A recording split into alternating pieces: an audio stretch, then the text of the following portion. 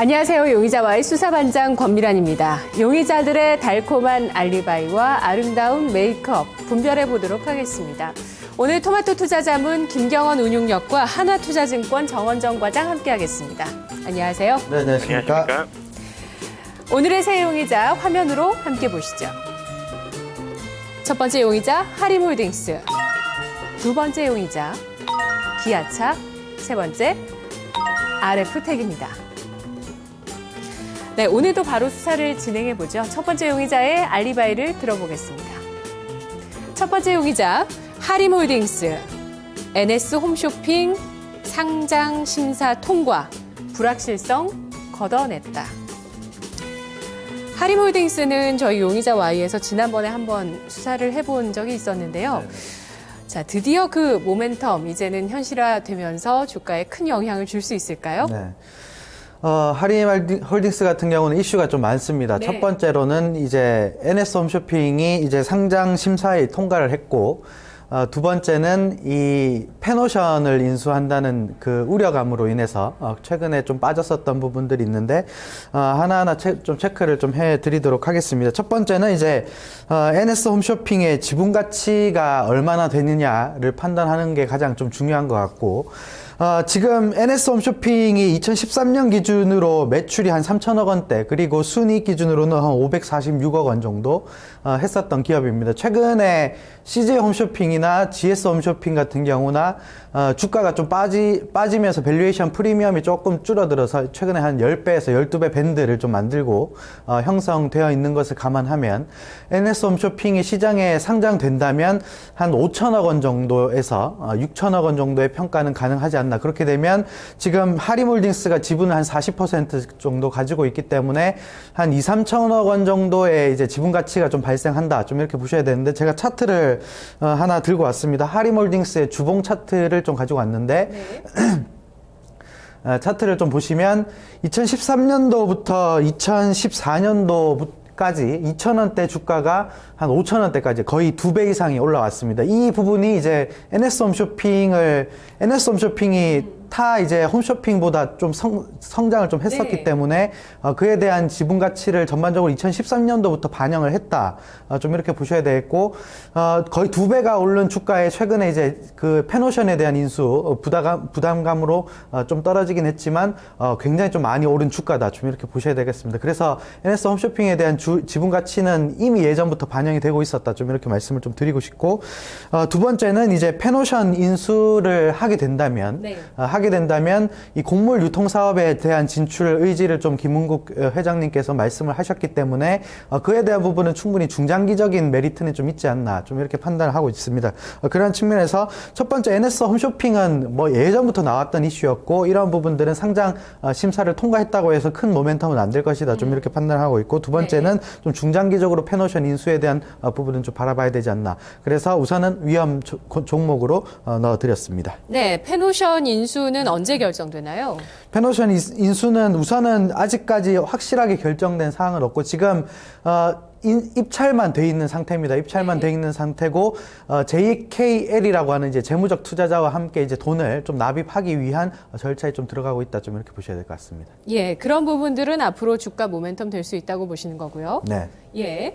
자, 정원정 과장님, 저처럼 만약에 하림홀딩스를 오랜만에 주가를 딱 봤다면은 이제 NS홈쇼핑 상장 가치 반영될까? 이렇게 생각할 수도 있겠는데, 김경원 운용력은 그런 부분은 충분히 주가에 반영됐다고 판단을 해주셨어요. 자, 그렇다면 하림홀딩스의 알리바이 어떻게 봐야 될까요?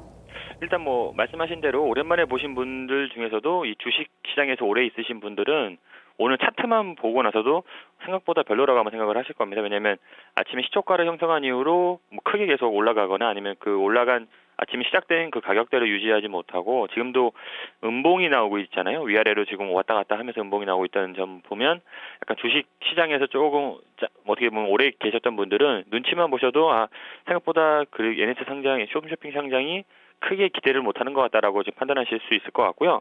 다만 이제 작년 연말에 이제 이 하림홀딩스가 주가가 상당히 안 좋았던 부분이 그 NS홈쇼핑이 그 상장 지연되는 부분이랑 또 페노션 쪽 인수한다는 얘기 때문에 주가가 좀 부담이 되면서 좀 주가가 떨어졌었는데 이 둘 중 한 가지는 어쨌든 이 해소가 되면서 뭐 알리바이는 형성된다고 볼 수 있을 것 같습니다. 거기다가 이 회사 같은 경우에는 영업이익 측면에서도 봤었을 때 작년 2014년보다도 올해 한 30% 정도 성장을 할 걸로 예상을 하고 있거든요. 그래서 작년이 한 영업이익이 1,070억 정도였는데 올해는 한 1,300억 정도 이상을 할 걸로 예상을 하기 때문에 영업이익 성장률 측면에서도 상당히 좋을 것 같고 아까 운영님께서 말씀하신 것처럼 NS홈쇼핑이 상장된다고 하면 거기에 대한 지분 가치가 올라가면서 어떻게 보면 이제 재평가가 이루어질 수 있을 거라고 생각이 됩니다. 다만 조금 아까도 차트에서도 조금 우려스럽다고 말했었는데 수급에서도 봤었을 때 제가 준비한 자료 한번 보시면 아시겠지만 최근에는 거의 개인들만 지금 매수를 많이 하고 있습니다. 기관들 같은 경우에는 지난주에 매수가 좀 있긴 있었는데 아주 집중적으로 매수한 건 아니고 그냥 산발적으로 매수한 거였기 때문에 큰 의미는 없을 것 같고 외국인들 같은 경우에는 한 1월 후반때쯤에 1월 말쯤부터는 좀 매수가 들어왔는데 최근에는 좀 다시 매도가 좀 나오고 있는 측면에서 봤었을 때는 수급적인 측면에서도 큰 게 좋아 보이는 점은 없고요. 그러다 지금 최근에 계속 AI 확대된다는 얘기가 수도권 쪽으로 확대된다는 얘기 나오면서 이 닭 가공류 쪽이나 이쪽 판매 쪽은 조금 앞으로 우려스럽지 않을까 이런 생각이 들어서 오늘 차트에서도 한 가지 봤었을 때 주가가 아침에 높게 형성이 되고 갭등이 시작된 이후로 더 올라가지 못하고 상승 추세가 이루어지지 못한 점을 봤었을 때는 조금 우려스러운 측면이 더 있지 않을까 싶어서 저도 결론적으로 이 하림홀딩스는 위험으로 구분을 해놨습니다. 알겠습니다. 하림홀딩스의 수사 결과 정리하겠습니다. NS홈쇼핑의 상장 심사 통과, 이 모멘텀에 비해서 오늘 주가 상승 흐름도 미약하다는 평가 나오고 있습니다. 충분하게 상장 기대감이 추세로 반영됐다는 시각도 나오고 있고요. 하지만 앞으로 올해 영업이익이 30%대 성장할 수 있다는 그 전망치, 그리고 페노션 인수, 또 앞으로 긍정적인 부분들도 예상이 되고 있습니다. 하지만 현재 수급적인 주체 뒷받침이 미약하고요. 호재를 충분히 오늘 반영한 날이라는 차원에서 오늘장의 매수는 자제하시는 게 좋겠습니다. 증거 불충분으로 위험으로 분류하겠습니다.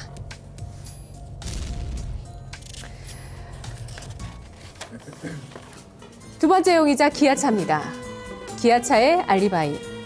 영원한 내리막길은 없다. 오르막길을 준비하자.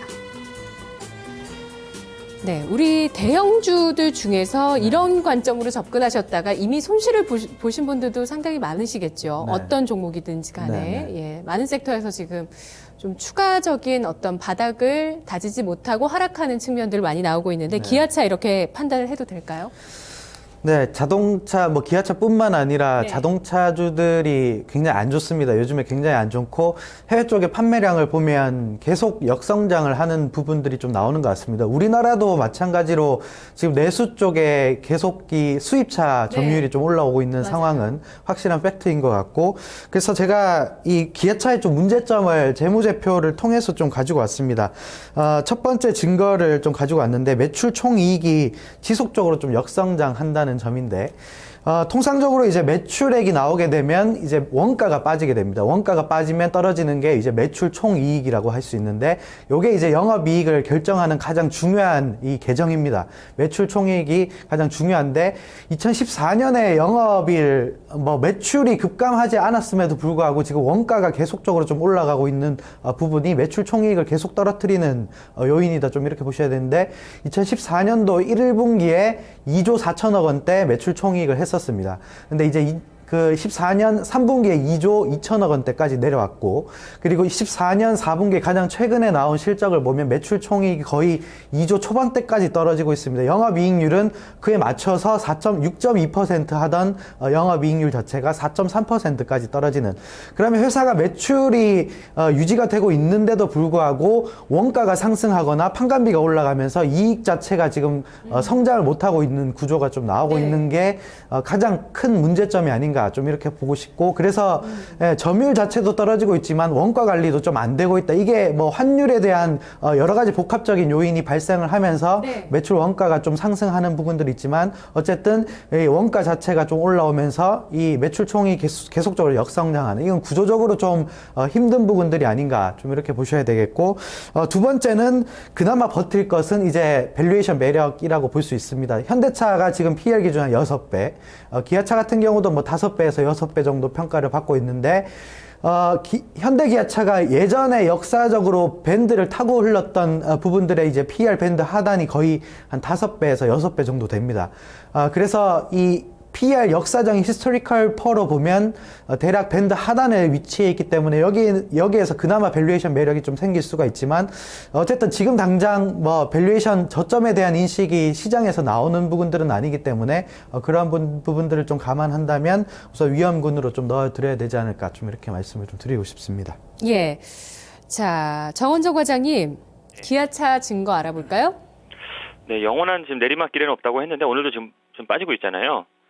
오늘도 지금 주가는 좀 빠지고 있는 상황이고, 저는 여기서 뭐 추가적으로 더 많이 떨어지거나 그럴 가능성은, 아주 급락한다는 거는 좀 없을 수도 있지만 이 정도 가격대에서 형성을 하다가 시간이 좀 지나면서 지속적으로 하락하는 모습도 나올 수 있지 않을까라고 좀 의료스럽게 좀 판단을 하고 있습니다. 저는 이 기아차, 현대차 같은 경우 좀 자동차 시장 업종이 조금 앞으로는 힘들 것 같다고 한 작년부터 좀 말씀을 드렸었는데, 뭐 아까 운유님께서도 말씀하셨지만 국내 시장 점유율이 이미 70%, 현대차, 기아차 두 개 합쳐서 70%가 깨진 지는 지금 오래고요. 앞으로도 지금 계속 지금 빠지고 있는 상황입니다. 그래서 제가 이제 준비한 자료를 한번 보시면, 일단 국내 시장 점유율에 나온 자료가 있는데, 여기에 보셨을 때, 뭐, 우리나라 현대차, 기아차가 물론 제일 시장 비중은 제일 높긴 높습니다. 아직까지도. 그렇지만 이 빨간색 선을 보시면 아시겠지만 수입차 부분이 상당 부분 올라오고 있습니다. 특히 2014년부터 수입차 이제 마켓시어가 상당히 좀 큰 폭으로 올라갔다는 점, 거기다가 뭐 르노, 삼성 같은 경우도 소폭 신차가 나오면서 소폭 상승했던 점이 있고, 쌍용차도 이제 소폭 상승하는 측면이 있다 보니까 국내 시장은 좀 한정되어 있는 부분에서 따로 경쟁 업체들이 좀 점유율이 올라가면서 현대차, 기아차의 점유율이 떨어지고, 특히 이제 기아차 점유율도 점점 떨어지고 있는 추세고, 작년 12월 달 대비해서 이제 1월 달 전체 내수 판매로 봤었을 때도 상당 부분 좀 감소한 부분이 있습니다. 25~6% 정도씩 감소한 부분도 있는 부분에서 봤었을 때는 국내 시장에서 점유율은 뭐 앞으로 다시 올라가기는 좀 힘들어 보이고, 상당 기간 이 정도 수준 유지해도 좀 다행이라고 볼 수 있을 정도로 점차 이제 하락하는 모습이 나오지 않을까, 이렇게 걱정스러운 측면이 있고요. 그다음 이제 이머징 시장 쪽에서도 보면 실적이 조금 좋지 않았었습니다. 물론 이제 러시아 쪽 얘기도 좀 안 좋았던 부분이 있었고, 중국 쪽 같은 경우에도 이 판매가 조금 저조했던 부분이 있었는데요. 중국 시장에서 지금 뭐 이 실적이 좀 안 좋았던 게, 국내 전체적인 중국 시장의 그 자동차 판매량이 떨어진 건 아니었는데요. 중국 전체적인 시장에서는 뭐 판매가 좀 늘어나는 측면이 있었는데, 이 현대차, 기아차는 중국 시장에서 마켓 시어가 상당히 저조했었습니다. 거기다가 이제 물론 중국 춘절 효과가 뭐 작년만 해도 이제 1월 달에 춘절이 있어서 1월 달에 춘절 효과가 좀 있었는데, 올해는 물론 이제 2월 달에 있기 때문에 1월 달에 그 춘절 효과를 보지 못하면서 뭐 매출이 크게 늘어나지 않았던 점은 좀 부정스럽게 볼 수 있었지만, 어쨌든 이머징 시장 쪽에서도 중국뿐만 포함해서 뭐 이머징 시장 전반적으로 실적이 좀 저조했다는 부분은 국내 시장도 안 좋았고 해외 시장도 안 좋았다는 점에서 봤었을 때 뭐 외우내한이라고 좀 표현할 수 있을 정도로 상당히 조금 우려스러운 부분이 있었고요. 그다음에 2014년도에 이제 목표를 뭐 초과 달성하기 위해서 출고를 좀 강화했었는데, 이 부분이 지금 매출이 크게 늘어나지 않으면서 이 재고가 늘어났다는 점에서 또 재고 부담이 좀 가중된다고 봤었을 때, 기아차는 조금 앞으로도 조금 주가나 이런 매출이나 이런 거 여러 가지 판단했었을 때 상당히 조금 우려스럽지 않을까 싶어서, 저는 조금 더 부정적으로 판단을 해서 체포로 이렇게 구분을 해놨습니다. 네. 자, 수사 결과를 정리해 보도록 하겠습니다. 기아차, 영원한 내리막은 없다. 오르막길을 준비하자. 실제로 주가가 밸류에이션 매력을 인정받으면서 올라가기 위해서는 실제로 실적에서, 점유율에서 올라가는 측면을 확인하셔야 될 것 같습니다. 현재는 국내외적으로 점유율이나 실적, 아주 부진한 부분들이 많이 포착되고 있는데요. 기아차, 따라서 체포와 위험 사이에서 검거하는 편이 좋겠습니다. 2010년 10월 이후 저점으로 지금 또 떨어졌거든요. 예, 내려가는 기간이 더 길고 하락 압력이 더 강한 이 상황이 벗어나지지 않고 있습니다. 확인 이후 대응해 보시죠. 세 번째 용의자입니다. 세 번째 용의자 RF텍. 알리바이는 유상증자 발표 이후 꾸준한 상승세다. 무선 충전 기대감이 고조되고 있다. 네, 김경호 윤영님, 갤럭시 S6 또 애플의 신제품 네. 이제 7인가요? 아이폰 7? 네. 이런 신제품에서 무선 충전을 채용할 것이라는 시각들이 최근에 많이 나오고 있죠. 네.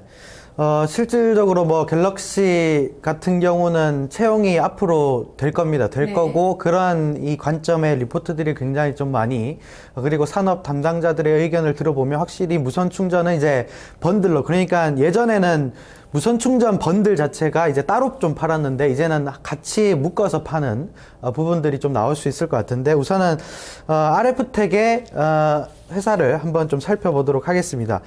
첫 번째 증거인 이제 무선 충전 이제 당장의 실적이 없는 테마다라고 제가 적어드렸는데 이 회사의 이제 분기 실적 추이를 제가 좀 가지고 왔습니다.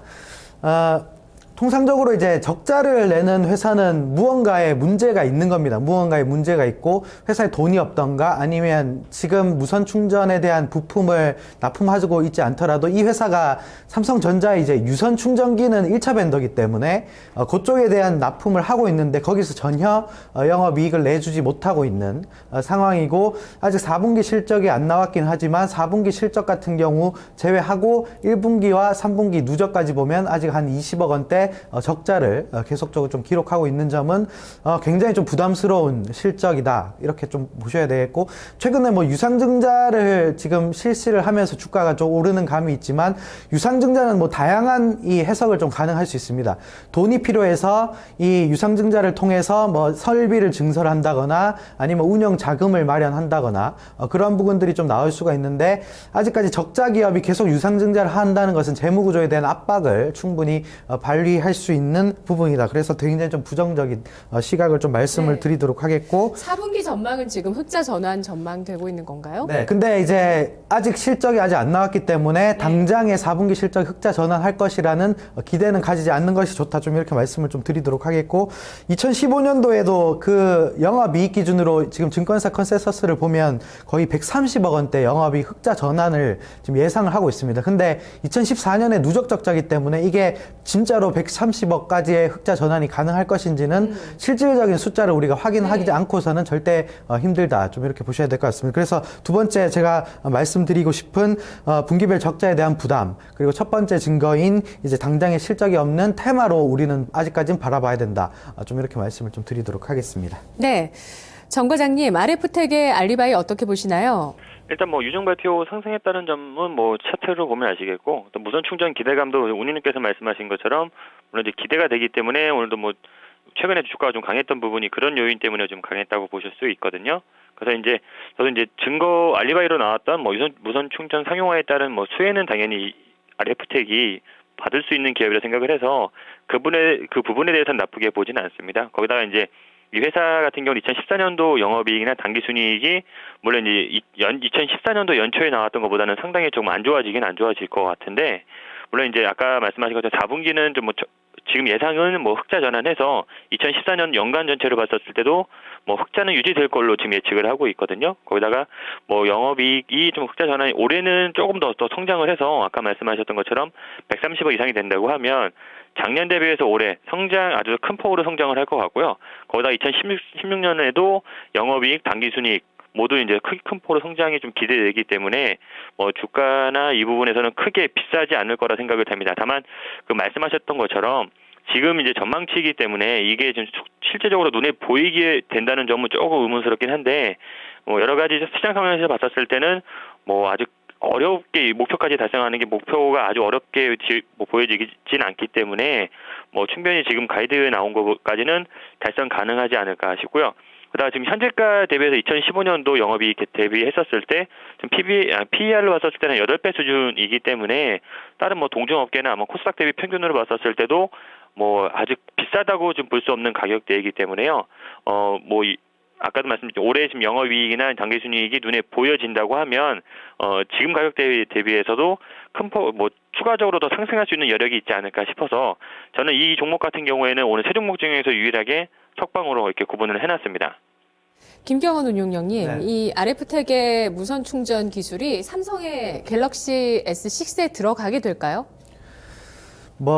가장 큰 기대감을 가지고 있는 건 우선은 유선 충전기 있죠. 네. 유선 충전기의 1차 벤더이기 때문에 무선 충전기에 대한 부분을 이제 납품하지 않을까에 대한 기대감이고, 아직 확실하게 반영되는 건 없고, 아직 확실하게 어떤 쪽에서 납품을 하는지에 대한 정보도 없기 때문에 실질적으로 이제 납품을 하게 된다면 삼성전기가 하겠죠. 네, 삼성전기가 하는 건 맞는데 이제 그 밑에 단으로 벤더가 어떻게 결정되느냐가 가장 중요한 것 같습니다. 중요한 것 같은데 아직까지 거기에 대한 공식적인 어떠한 이 수주가 들어간다거나 이런 부분들이 아직 없기 때문에 그런 부분들은 불확실성으로 봐야 되지 않나, 좀 이렇게 말씀 좀 드리도록 하겠습니다. 정 과장님은 가능성 있다고 보시나요? 저는 조금 가능성이 있게 보기 때문에 석방으로 좀 놔뒀습니다. 알겠습니다. 자, RF텍의 수사 결과를 정리하겠습니다. 이번에 올해 그 스마트폰의 기술 경쟁, 무선 충전에서 나타날 것으로 전망이 되고 있습니다. 실제로 RF텍은 거의 삼성의 납품이 확실시 된다고 보는 시각도 분명히 시장에 존재하고 있고요.